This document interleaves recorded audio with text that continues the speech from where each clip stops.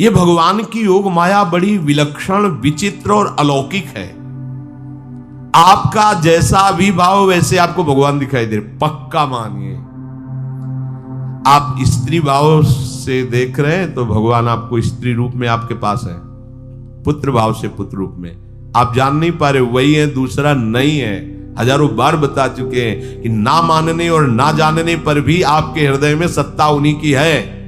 जिस दिन वो भगवान अंतर ध्यान हो जाते, प्यारे पुत्र, प्यारी पत्नी, प्यारे सुहृद मित्र आदि को आप चिता में जला देते हैं, तो था ना आपके हृदय में आदर, पर आप अनजाने से भी भगवान का ही आदर करते हो। अगर जान करके आदर कर लो तो तुम मुक्त हो जाओ इस दुख से, इस प्रपंच से। श्री भगवान कहते हैं कि मेरे अज अविनाशी स्वरूप को ये मूढ़ लोग नहीं जानते हैं, केवल वही जान सकता है जो मेरा आश्रय लेकर के मेरे को पुकारता रहता। भजन का मतलब तब पुकारना, भगवत चिंतन करना। वेदाहम शमतीतानि वर्तमानानि चार्जुन भविष्याणि च भूतानि माम तु वेद न कश्चन।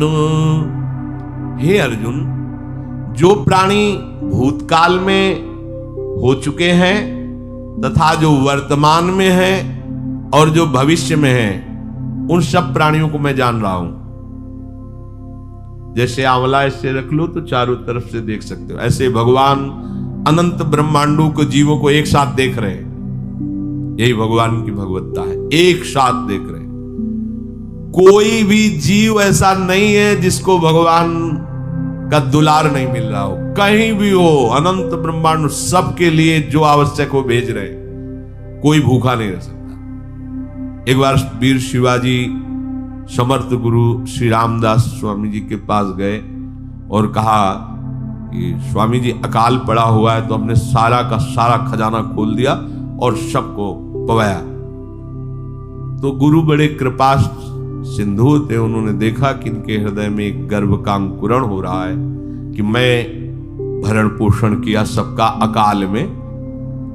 तो उन्होंने कहा कि शिवू यह हथौड़ा उठाओ, आओ चलो हमारे साथ। एक बड़ा पत्थर का, इसे तोड़ो। महाराज जी तोड़ा, हटाया तो नीचे मिट्टी में दबा हुआ स्वस्थ में ढके कैसा, बिल्कुल। बोले इसको किसने दिया? देखो ना कितना स्वस्थ है, पुष्ट है, इसको कौन आहार दे रहा है, इसको कौन प्राण पोषण कर रहा है? बोले भगवान। तो बोले तुम कैसे दाता बन गए? संपत्ति तो सब भगवान की है, भगवान ही सबका, ये अहम मत करो कि तुम पोषण करते हो। नहीं, छोटी सी वृत्ति को भी गुरुदेव बर्दाश्त नहीं करते। जो गुरु शरणागत होता है वो उनकी बात समझता है, अन्यथा वो अपनी मनमानी वृत्ति को ही आदर देता है, गुरु की आज्ञा वृत्ति को नहीं देता। छोटा सा भी अभिमान का कण अपने जनों में गुरुदेव को बर्दाश्त नहीं होगा, क्योंकि यही भगवत प्राप्ति में बाधा बन जाएगा। कितने जीव चराचर जगत में देखो हमारे भगवान की भगवत्ता, सबको देख रहे हैं, सबको व्यवस्था दे रहे हैं, सब कुछ देख रहे हैं। 3 प्रकार की लीला हो रही, कहीं पालन लीला, कहीं सृजन लीला, कहीं विनाश लीला, उन्हीं के द्वारा हो रही, वही देख रहे हैं, वही कर रहे हैं। अगर ये बात तुम्हारी समझ में आ जाए तो अभी भगवान की शरण हो जाओ, पर अहम के कारण ये बात समझ में नहीं आती। जो भूतकाल में हो चुके हैं, वर्तमान में हैं, जो भविष्य में होंगे, सबका प्रभु वर्तमान की तरह देख रहे हैं, दर्शन कर रहे हैं। परंतु मुझे मेरे भक्त के सिवा कोई नहीं जानता है। भक्त के सिवा कश्यन, कोई भक्त बिरला, वही केवल भगवान को जान। भगवान सबको देख रहे हैं, भगवान की दृष्टि सब पे है। अगर ये बात आपकी समझ में आ जाए तो अभी आनंद आने लगेगा। मैं भगवान की दृष्टि में हूं, बस आज हमें सत्संग से बात मिली कि मैं भगवान की दृष्टि में हूं, मुझे वो देख रहे हैं, बढ़िया बन गया। अब आप पाप कैसे करोगे? क्योंकि भगवान की दृष्टि में भगवान आपको देख रहे हैं। डरो, किसी गवाही की जरूरत नहीं, वो देख रहे हैं। तो आप भय क्यों कर रहे हो? आपको भगवान देख रहे हैं, आपको डरना नहीं। फिर आप कामना क्यों कर रहे हो? भगवान आपको देख रहे हैं, जो चाहिए उस समय से दे देंगे, आप निश्चिंत रहिए। अगर आप अहम करोगे तो दुख भोगोगे, आश्रित रहोगे तो सब अपने आप निर्वाह हो जाएगा। एक आदमी ट्रेन के डिब्बे में बैठे ऐसे ऐसे दौड़ रहा था। एक ने पूछा भाई क्यों दौड़ रहे? बोले अमुक स्टेशन जाना है। तू बैठ जा, गाड़ी चल रही है, ट्रेन चल रही, तू बैठ जा। ऐसे ही त्रिगुणात्मिका माया की ट्रेन चल रही, पूरे विश्व का विश्वंबर भरण पोषण कर रहे हैं, तू तो बैठ जा भगवद आश्रय लेकर के, तू काहे को दौड़ा घूम रहा है? लेकिन ये अहंकार के कारण भटकता रहता है। भूत, वर्तमान और भविष्य काल, ये 3 विशेषण देकर भगवान कह रहे हैं कि मैं सबको देखता रहता हूं, जो हो गए, जो हैं, जो होंगे। भूत के प्राणी, भविष्य के प्राणी अथवा वर्तमान के प्राणी सभी भगवान की दृष्टि में वर्तमान की तरह ही है। ये भूत, भविष्य, वर्तमान काल केवल हम लोगों की दृष्टि में भेद है, भगवान की दृष्टि में नहीं। हो चुका, होगा, हो रहा है, भगवान की दृष्टि में सब हो रहा है। पीछे का भी, अब का भी, सब सामने चल रही सीन। हमारे हृदय में विश्वास हो जाए प्रभु हमें देख रहे हैं। अभी तो हमें ये नहीं पता कि हम भजन कर रहे हैं, भगवान पता नहीं जान रहे हैं कि नहीं जान रहे हैं। अभी भक्ति में रंग आ जाए, अगर ये बात समझ में आ जाए कि प्रभु देख रहे हैं हमें। देखो, जब हमारे गुरुजन बैठकर सुनते हैं और जब गाने को अवसर मिलता है तो ज्यादा उत्साह होता है कि बैठे सुन रहे हैं। ऐसे ही अगर हम मान ले कि हमारे प्रभु सुन रहे हैं, हम जो भजन कर रहे हैं हमारे प्रभु देख रहे हैं, जो सेवा कर रहे हैं भगवान हमारे स्वीकार करें, प्रियालाल स्वीकार कर, अभी भक्ति का रंग आ जाए, ये बात हमारे हृदय में बैठ जाए कि मैं हर समय प्रभु की दृष्टि में हूं, हर समय मैं अपने आराध्य देव की दृष्टि में हूं। कितना आनंद आएगा। अंदर से सोचो जरा, हर समय वो हमें देख रहे हैं और वो कह रहे हैं मैं देख रहा हूं। पीछे जो तुम किए हो वो देख रहे हैं वर्तमान की तरह, अभी जो वो तुम देख रहे हैं, आगे जो करोगे वो भी देख रहे हैं। वो पहले से उनको सब पता है, तुम ऐसे ऐसे चलोगे, ऐसे ऐसे कार्य करोगे। भगवान की दृष्टि में सब कुछ वर्तमान ही रहता है। संपूर्ण प्राणी काल के अंतर्गत है और प्रभु श्री हरि कालातीत है। देश, काल, वस्तु, व्यक्ति, घटना, परिस्थिति ये बदलते रहते हैं, पर प्रभु श्री हरि वैसे के वैसे ही रहते हैं। काल के अंतर्गत प्राणियों का ज्ञान एक सीमित है। अब इस दीवार के पीछे कौन खड़ा है, क्या कर रहा है पता नहीं, पर भगवान की दृष्टि में नहीं। भगवान की दृष्टि में सुमेरु पर्वत पर क्या हो रहा है, जहां किसी की दृष्टि, वहां भी उनको। ब्रह्मलोक में ब्रह्मा क्या कर रहे हैं, बैठे बैठे सब। इसलिए कितने महान ईश्वर हैं। एक छोटी सी भी चींटी को दाना मिला कि नहीं, उनको चिंता है। देखो, आप छोटे से 2-4 लोगों का भार लेकर के चिंतित हो रहे हो, अनंत ब्रह्मांडों के अनंत जीवों का भरण पोषण प्रभु हमारे कर रहे हैं और निश्चिंत हैं। अचिंत शक्तियां भगवान की, तो आप भी तो उनके बच्चे हो ना। ये सब कहने का मतलब है आप भी तो उन्हीं के अंश हो ना। 2-4 की चिंता में इतने तुम बावरे हो रहे हो, डिप्रेशन में पहुंच रहे हो। 2-4 कामनाओं के पीछे इतने। अनंत ब्रह्मांड तुम्हारा जो अंशी है, अनंत ब्रह्मांडों के अनंत जीवों का अनंत काल से भरण पोषण करता चला रहा है। कहीं भी किसी के साथ कुछ भी गलत नहीं हो सकता। जैसे कहते हैं कि क्या गलत हुआ, देखो ना अभी तो बच्चा था, ऐसा ऐसा हो गया। तो तुम्हारी दृष्टि में बच्चा है, पीछे तो बहुत पुराना है ना, जो कर्म करके आया उसका फल। कहीं भी गलत किसी के साथ नहीं होता, ध्यान रखना।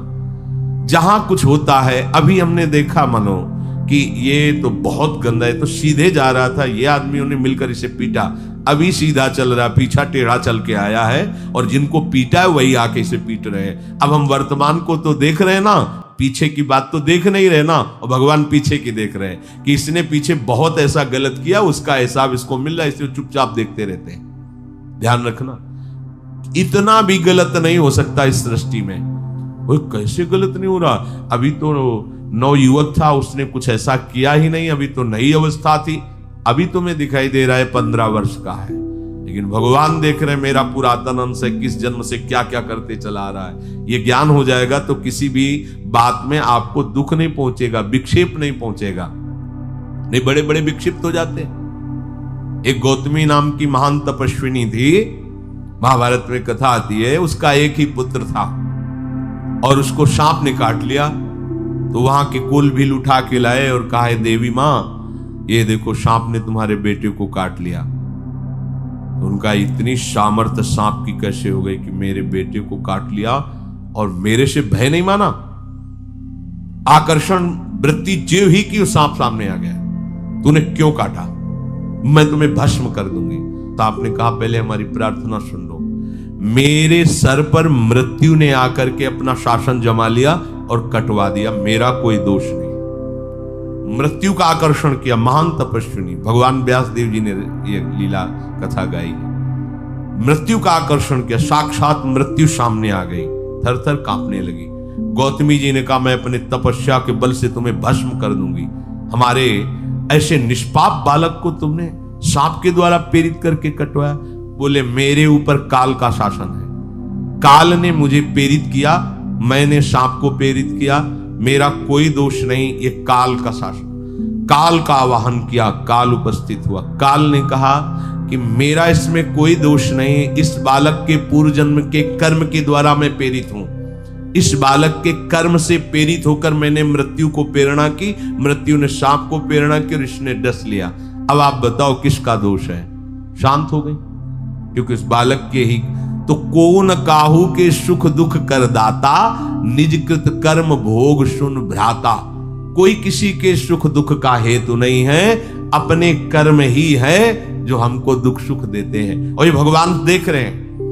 कोई जैसे आपको अभी मनुष्य शरीर मिला, स्वतंत्रता है, अब आप जो पापाचरण चाहो छूट है कर सकते, या जो पुण्य कर्म चाहो कर सकते, या भजन करना चाहो कर सकते हो। ये स्वतंत्रता केवल मनुष्य शरीर को दी गई है। आपको जो पूर्व भोग मिल रहे हैं वो आपके पीछे के कर्मों के हैं। तो जो ज्ञानी जन होते हैं, विवेकी जन होते हैं, आए हुए प्रारब्ध को भोग लेते हैं, नया कोई पाप नहीं करते, निरंतर भजन करते रहते, भगवान की कृपा से मुक्त हो जाते हैं। अगर भगवान की शरण में नहीं होगे, भजन नहीं करोगे, तो आपके ऊपर बहुत से ऋण है, दुर्गति हो जाएगी। ऐसा नहीं है। आप यहां भी तो देखो ना, आपके मकान, आपका व्यापार, सब कुछ आपका कहा जाता है, लेकिन सब कुछ सरकार का है। हर चीज का टैक्स देना पड़ेगा तुम्हें, पानी का भी टैक्स देना पड़ेगा, मकान का भी टैक्स देना पड़ेगा, और तुम भी जो करोगे वो पैसा दो सरकार को। टैक्स तुम ऐसे फ्री थोड़ी जा नहीं होता, देना पड़ता है ना। आप मान लो नौकरी कर रहे हो कि हमारी नौकरी करे, तो उसमें सरकारी टैक्स कटेगा आपका, क्योंकि आप सरकारी आदमी हो, भारत देश के वासी हो। ऐसे ही ये टैक्स लगे हुए हैं सरकारी भी, मातृ ऋण, पितृ ऋण, ऋषि ऋण, ये टैक्स है। ऐसा नहीं कि तुम कमाओ खाओ और इसके बाद मर के जाओ स्वर्ग मिलेगा। टैक्स चुकाओ। ये मनुष्य शरीर मिला, इन ऋणों से मुक्त हो। अगर नहीं हुए तो भी तुम्हें दुर्गति होगी। आप देखो, जब कभी ऐसी सूचना मिलती कि अमुक आदमी का अमुक धन पकड़ा गया, तो इनाम दिया जाता है क्या कि इतना कमा लिया? सजा दी जाती है। तुमने टैक्स की चोरी की, अगर चोरी नहीं की, मेहनत से कमाया या व्यापार से कमाया, दिया नहीं सरकार को, हाँ दिया नहीं, इसीलिए तुम्हें टैक्स की चोरी का दंड मिलेगा, सारा धन अपहृत हो जाएगा, तुम्हारी निंदा होगी, तुम्हें सजा मिलेगी। बोलो मिलती है नहीं? ऐसे ही ये लड़का, बच्चा, पत्नी, पुत्र, परिवार जो भी है, ये सब श्री भगवान का तुम्हें टैक्स देना है। क्या टैक्स देना है? भगवान की शरण होकर उनका सुमिरन करो, सारे ऋणों से वो मुक्त कर देंगे। एकादश स्कंद में कहा है, मेरा भजन करने वाले का कोई ऋण नहीं रह जाता। और नहीं तो महाभारत में ही प्रसंग आता है, एक जरत्कारु नाम के ब्रह्म ऋषि थे। ऋषि और भक्त में बड़ा अंतर होता है। वो तपस्या प्रधान, जैसे दुर्वासा ऋषि तपस्या प्रधान थे, वो बाल ब्रह्मचारी और तपस्या से युक्त एक दिन भ्रमण कर रहे थे, तो आवाज आई, मेरी रक्षा करो, मेरी रक्षा करो। तो उस आवाज की तरफ बढ़े तो देखा कुएं में उल्टा लटके हुए हैं बहुत से ऋषि, और एक केवल तंतु है, एक केवल तंतु है जिसमें दो चूहे लगे हुए, उसको भी काट रहे हैं, एक काला और एक श्वेत। तो उन्होंने देखा और दयालु हो गए कि ऋषियों, मैं तुम्हारी कैसे रक्षा कर सकता हूं? तो उन्होंने कहा कि ये जो दो चूहे हैं रात और दिन हैं, और जो हम लोग हैं ये तुम्हारे पितर हैं। ये चूहे तुम्हारी आयु को काट रहे हैं, एक तंतु हमारे कुल में केवल तुम ही हो, और तुमने तपस्या की ठान ली, ब्याह किया नहीं, गृहस्थ धर्म में गए नहीं, पुत्र हुआ नहीं, तो तपस्या में, भक्ति में एक दम है कि सब ऋणों से मुक्त कर देगी। ये बात ध्यान रखना। तपस्वी अलग है, भक्त अलग। इसलिए पीछे चर्चा आई थी कि तपस्वियों से भी अधिक, ज्ञानियों से भी अधिक, कर्मकांडियों से भी अधिक वो मेरा भक्त योगी होता है। तुमने तो ब्याह किया नहीं, तो अब ये तंतु रात दिन तुम्हारे जीवन को काट रहे हैं, जहां तुम खत्म हुए हम सब नरक में गिर जाएंगे। पितरों ने कहा तुम पितर ऋण से युक्त हो, मुक्त तभी होगे जब ऐसा करो। वो दृश्य खत्म, अंतर ध्यान हो गया। वो बड़े दुखी हुए कि क्या करें। तो उन्होंने मन में निश्चय किया कि ब्याह तो करूंगा पितरों के उद्धार के लिए। इतने बड़े तपस्वी हैं जरत्कारु जी, बड़ी महिमा है, लेकिन बात यहां फंस गई। पितर उन्होंने मन में निश्चय किया कि कोई आके अपनी कन्या दे दे और उसका भी नाम जरत्कारु हो। मैं बिल्कुल भरण पोषण नहीं करूंगा और कभी हमसे कोई प्रश्न ना करे। ऐसी अगर कोई कन्या देगा तो मैं स्वीकार कर लूंगा। अब ऐसे ना नगर जाना है ना किसी से बात करनी, तो वृक्षों से कहते अपने पितरों के उद्धार के लिए मैं चाहता हूं कि कोई पाणी ग्रहण संस्कार करा दे, कोई हमारे नाम की कन्या को दे दे, और ऐसा ऐसा व्रत है। ऐसा ही बोल रहे थे, वासुकी नाग उपस्थित हो गए और उनकी बहन का भी नाम जरत्कारु था। उन्होंने कहा सुनिए महाराज, मैं नागराज वासुकी हूं, सब देव रूप में, वैसे नहीं सांप वैसे वाले देव रूप, सुंदर कन्या जरत्कारु। बोले ये कन्या मैं आपको समर्पित करता हूं, हमारा सौभाग्य होगा आप जैसा महर्षि हमारी बहन का पति बने। इसका भी नाम जरत्कारु है और आपकी जो इच्छा है कि मैं भरण पोषण नहीं करूंगा तो मेरे पास संपूर्ण वैभव है, आप भी पधारिए, मैं आपका भी भरण पोषण करूंगा, अपनी बहन का भी। तीसरी बात, मेरी बहन इतनी शास्त्र सम्मत आराधना से युक्त है कि वो कभी आपसे प्रश्न ही नहीं करेगी। तो उनका स्वीकार है, प्रसन्न हुई, चले गए। काफी समय तक उनके महल में रहे। एक दिन जरत्कारु अपनी जरत्कारु पत्नी की गोद में सर रख कर ऐसे लेटे हुए थे, सो गए। और शास्त्रज्ञ थी, संध्या का काल था। संध्या काल में निषेध है मैथुन करना, भोजन करना और स्वाध्याय करना, ये सब संध्या काल में बस भगवत स्मरण परायण लोकवत। लेकिन हमारे यहाँ महारानी जी की संध्या आरती और संध्या भोग लगने के बाद ये इसीलिए वृंदावन धाम इसका कहीं भी ये वेदान्नपि संन्यस्त, वेदों से भी ऊपर उठी हुई रसमयी रसोपासना है, प्रियालाल की महल है। ये जगत सिद्धांत नहीं है, ये जगदीश का भी सिद्धांत नहीं है, ये प्रेम सिद्धांत है। वृंदावन नित्य विहार रस है, इसलिए इसको बीच में बता देते हैं कहेंगे दूसरे को तो, और यहाँ शाम के तो भोग ही लगता है, गान बजान होता है, बकाया सिद्धांत है। आंख मूंद करके या तो गायत्री जप या जो गुरु मंत्र चुपचाप शांत भाव से जपे, ऐसा। अब वो इस चिंता में थे कि मेरे पति का धर्म जा रहा है और मैंने आज तक कुछ बोला नहीं अपने पति से। अगर बोलती हूं तो हो सकता है ये नाराज हो जाए और छोड़कर चले जाए। अगर मुझे छोड़ देते हैं और इनका धर्म बचता है तो ये ठीक बात रहेगी। कितनी विवेकवान है। अगर ये सोते रह गए और सूर्य अस्ताचल को चले गए तो इनका धर्म लोप हो जाएगा। ये मैं होने नहीं दूंगी, अपने पति का धर्म लोप नहीं होने। और वो उस समय भी केवल एक लंगोटी लगा के रहते थे, अस्थिमात्र हो रहे शरीर। वहां भी ऐसा नहीं कि दूल्हा बन करके सज, नहीं, वैसे ही केवल पितरों की तृप्ति के लिए उन्होंने बात स्वीकार की थी। उन्होंने कहा महाराज उठिए, संध्या का समय है, शास्त्र निषेध करता है इस समय सोना नहीं चाहिए, नहीं आपके धर्म का लोप हो जाएगा। महाराज उठिए, सूर्य अस्ताचल को बस पहुंचने ही वाले हैं, उठिए। उठे एकदम लाल आंख करते हुए, तुमने हमें टोका कैसे, तुमने हमसे प्रश्न कैसे कर दिया, मैं अभी तुम्हारा त्याग करता हूं। बोले स्वीकार है, आपके धर्म का लोप ना हो। कहीं सूर्य अस्ताचल को चले गए, आपने अर्घ नहीं दिया तो जीवन भर की आपकी उपासना में कलंक लग जाएगा कि आपने संध्या काल में शयन करते हुए सूर्य आराधना नहीं की, आपके धर्म का लोप हो जाए। बड़ा सूक्ष्म धर्म का विषय। तो उनका सूर्य की ताकत कैसे कि मैं सोता रहूं और वो अस्ताचल को चले जाए, ऐसे महात्मा थे। का सूर्य की ताकत कैसे, भगवान व्यास देव जी ने लिखा है, किसी कहानी की बात नहीं। सूर्य की सामर्थ्य कैसे है कि मैं अर्घ ना दूं और अस्ताचल को चले जाएं, सूर्य तब तक रुके रहते जब तक मैं सोता रहता। पर तुमने टोक दिया, अब मैं चला।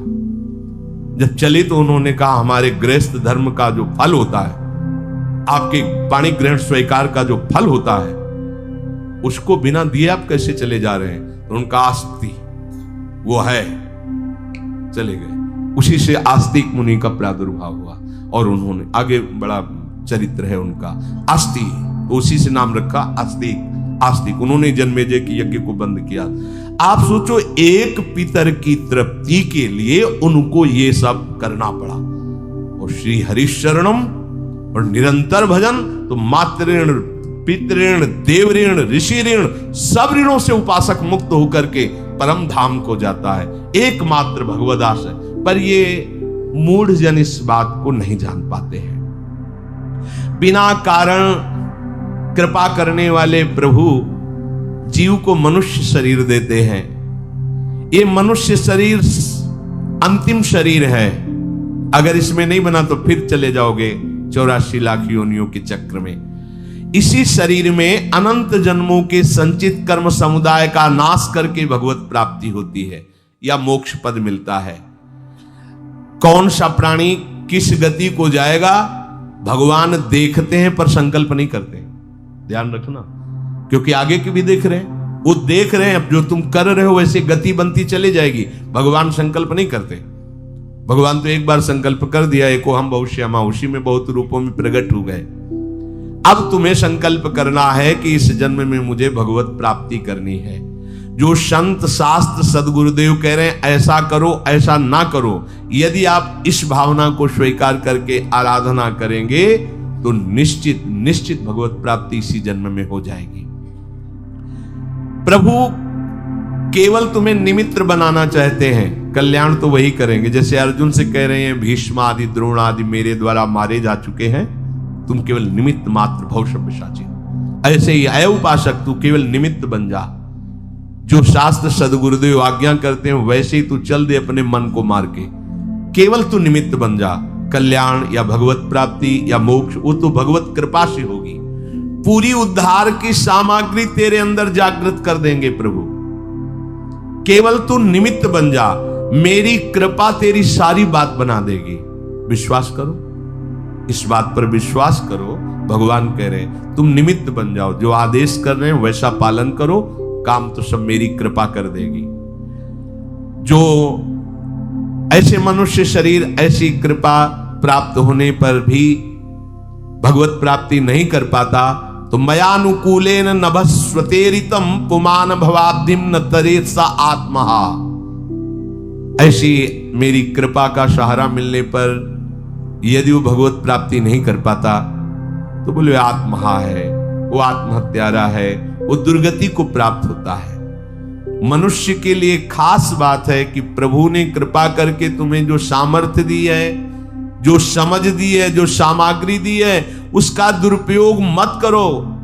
केवल भगवत प्राप्ति के लिए चलो, केवल भगवत प्राप्ति के लिए। ये सबकी समझ में नहीं आएगा, बिल्कुल बात समझ ले। केवल भगवत प्राप्ति के, ये जो कहते हैं कि और हमारे धर्म कर, ये सब फसाव है। आप गृहस्थ बने रहो, आप व्यापारी बने रहो, पर आप लक्ष्य रखो कि मुझे इस जन्म में भगवत प्राप्ति करनी है। आपका लक्ष्य दृढ़ होगा तो नाम जप चलता रहेगा, संसार का कोई विकार आपको परास्त नहीं करेगा। अगर आपने ऐसा अटल निश्चय कर लिया तो तुम्हें जो भगवत सामर्थ्य मिली उसका तुम दुरुपयोग नहीं करोगे। देख लो, अपने लोग बहुत बड़ी गलती करते हैं, जो आध्यात्मिक ऊर्जा शक्ति उसको विषयों में दुरुपयोग करके नष्ट कर रहे हैं। कहते हैं अब हमारा मन नहीं लगता, अब हमारा बड़ा शांति है, घबराहट है। क्यों शांति है, क्यों घबराहट है? जब तक तुम धर्म विरुद्ध नहीं करोगे तो अशांति नहीं हो सकती, भय नहीं लग सकता, विषाद नहीं हो सकता, क्लेश नहीं हो सकता। लिख लो ये बात। किसी को भी कभी भी भय महसूस हो रहा है, अशांति महसूस हो रही, घबराहट महसूस हो रही, आप भगवत प्रदत्त शक्ति का दुरुपयोग कर रहे हैं, समय का दुरुपयोग कर रहे हैं, सामग्री का दुरुपयोग कर रहे हैं, अर्थात कोई न कोई अधर्म आचरण कर रहे हैं। अब भी आपको उपाय बता देते हैं। यदि तुम्हारा मन जलन पैदा कर रहा है तो भगवान से हाथ जोड़कर कहो कि हे नाथ, मेरे से अब तक जो गलतियां हुई हैं उन्हें क्षमा कर दो। आगे मैं गलती नहीं करूंगा, आपके बल से, आपके बल से। ये भी ध्यान रखो, आपके बल से, अपने बल से नहीं, आपके बल से। हे नाथ, ऐसा मुझे बल दो जिससे कभी मैं आपके और गुरुदेव के विपरीत न चलूं। अगर कोई हमसे गलती हो जाए तो मुझे तत्काल दंड दे देना, क्षमा मत करना। आगे ये बहुत बढ़िया बात है। अगर हमको क्षमा कर दिया जाएगा तो हमारे मन को उत्साह बढ़ जाएगा फिर गलती करने का। अगर दंड दे दिया जाए तो मन डर जाएगा।